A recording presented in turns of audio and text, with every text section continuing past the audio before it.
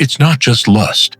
It's the chain that pretends to be comfort when your world is collapsing and nobody's asking how you're really doing.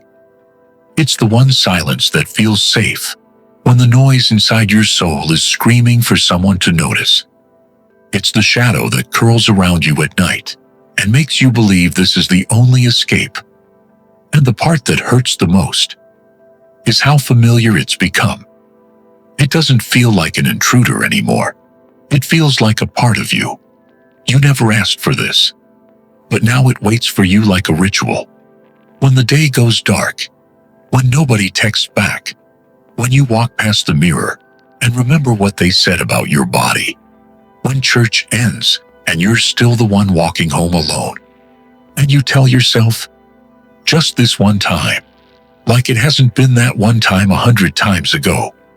You've prayed, you've fasted, you've tried to distract yourself with worship music while scrolling Instagram, pretending you're stronger now, but it's still there. And you're wondering, why? Why won't this let go? Why does the same urge come back stronger right after you repented? Why does your body betray your spirit in the very moment you're trying to feel holy? Because this isn't just temptation, it's spiritual warfare. And the battlefield doesn't look like fire and demons. It looks like you lying still in your bed at 1:42 a.m., trying not to move because you know, if you reach for your phone, you'll fall again. It looks like shaking in silence after you hit exit tab, wishing you could delete more than your history. And it feels like shame crawling into your bones, whispering, God's tired of forgiving you. But here's the truth. The enemy never wants you to find out. Lust doesn't stick because you're disgusting. It sticks because you're wounded. Lust clings to loneliness. It feeds on neglect. It camouflages as comfort when what you really needed was healing. And healing doesn't happen in the dark.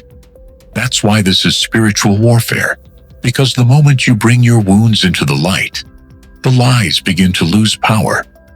But you've been told healing means instant freedom, that praying harder means it'll disappear.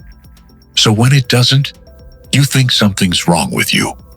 But the truth is, healing often starts with soul healing, when your spirit finally stops apologizing for its cravings and starts asking why they exist in the first place. Like when you sat alone after church, smiling fake while screaming inside, hoping someone would just ask if you're okay. But nobody saw.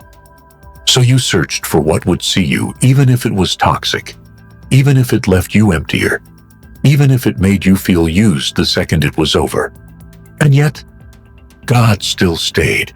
He saw it all, every relapse, every deleted app, every promise you couldn't keep. And he didn't walk away. Because his love isn't based on your consistency. It's based on his covenant. He never loved you for your performance. And he's not shocked by your struggle. You think your lust disqualifies you. But it might just be the thing that brings you to the feet of the one who never pushes you away. This is the part the devil hates, when a child of God starts fighting back, not from fear, but from identity, not from shame, but from truth. Because spiritual warfare isn't just resisting darkness, it's remembering who you are in the light. And that light gets brighter every time you fall and still call his name. Every time you resist for one more minute. Every time you confess even though it burns. Every time you choose exposure over secrecy. That's where the chains begin to crack. Not in perfection, but in persistence. And yes, it'll feel like death. Because part of you is dying. The part that thought pleasure could replace peace. The part that mistook validation for value. But that death is holy. And it's where soul healing begins. The healing that rewires your brain, retrains your heart, and teaches your body to bow to the spirit, not the screen. You might still feel the pull. That's okay. God isn't waiting for the feeling to leave before He uses you. He's waiting for you to trust Him in the middle of it. And right here, right now, is the moment everything can shift.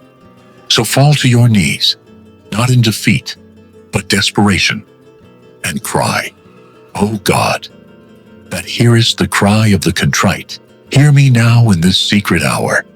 I have sinned against Thee, and my soul groaneth within me. Wash me clean, not just of action, but of appetite. Rend from me the memory of desire that clings like thorns to flesh. Let Thy fire consume the roots, that no more shall the fruit of lust grow in me. Create in me a clean heart, and renew a right spirit within me. I cannot fight alone. I cannot stand unless Thou liftest me. Let Thy mercy fall like rain, and Thy strength rise like morning. I am Thine. I am Thine. I am Thine."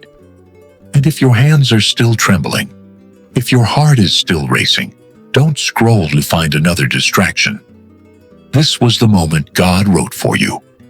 The moment He stood between you and your cycle and said, "Enough. This is your turning point.